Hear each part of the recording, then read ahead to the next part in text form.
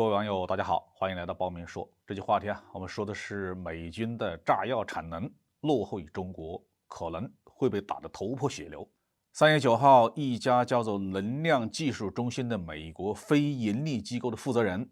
鲍勃·考维茨基对福布斯杂志评论了中美冲突的问题。他说，在这种情况下，我们可能会被自己的技术打得头破血流。这位考维茨基到底在说些什么呢？按照他的说法，1987年，美国南加利福尼亚州中国湖基地的美国海军研究人员发明了一种具有可怕威力的新型炸药，命名为中国湖20号化合物。据说威力比美军的传统的炸药高出40%。这么厉害的炸药自然得到了美军的重视了。但是1987年呢，已经接近了冷战的尾声，美国军方认为威胁并没有那么严重。所以在此后的几十年的时间里面，中国湖20号炸药并没有大规模的生产。但是中国呢，很快就认识到了这种炸药的独特的价值，在2011年开始大规模生产，广泛的使用在各种导弹和火箭武器上，对美国军方造成了重大的威胁。根据我们对国内科技论文的检索查询，这种所谓的中国湖20号炸药，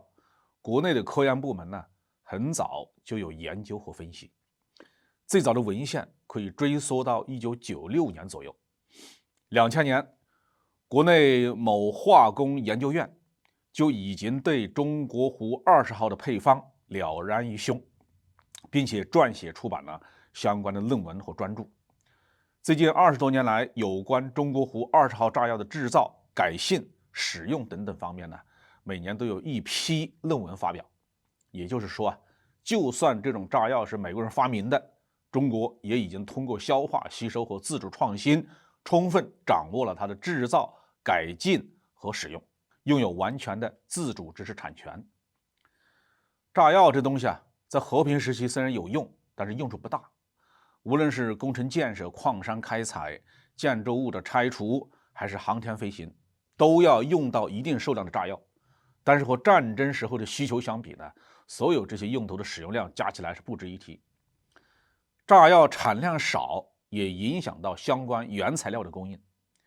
卡维茨基说，以目前的原材料的产量，也就是所谓的前体，美国每年可能生产2万磅中国湖20号，也就是9吨多一点。但是如果在美国的军火生产中普遍使用这种炸药的话，年需求量可能会达到900多吨。美国需要进行3到5年的工业动员才会具备这样的产能。卡维茨基抱怨说在美国炸药的生产都是一些政府的工厂在负责，因为管理的效率太低，很难把产能动员起来。其实在任何一个国家，炸药的生产都是受到严格管制的，因为它一旦落入到不法分子手中，对社会的危害将是非常的严重。苏联解体以后，前苏联加盟共和国境内之所以发生那么多的暴力、恐怖、爆炸事件，很大程度上就是因为爆炸物的管制失控。在我国炸药、火箭推进剂的生产都是由定点的工厂来负责的，这些含能材料的工艺和配方几乎都是公开的。但是任何一家企业胆敢在没有取得资质的情况下生产的话，那都是严重的犯罪行为。在美国，把炸药的生产限制在政府工厂的责任范围内，这也是可以理解的。卡维茨基并没有具体的指出中国的这一类炸药的产量是多少，但显然比美国要大得多。这主要是因为我们在全力以赴地进行对台军事斗争准备，炸药生产加班加点完全是理所当然。在美国，中国湖20的产能之所以会成为一个问题，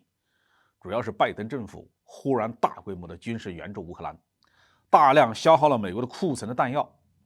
为了补充库存，并且筹备更大规模的战争，美军的炸药需求忽然就爆发了。任何国家在进入战争轨道的时候都会面临着这样的工业动员问题。卡维茨基用中国作为说辞，吓唬美国新闻界，完全是在找借口。美国方面最近可能是反华情绪太浓烈了，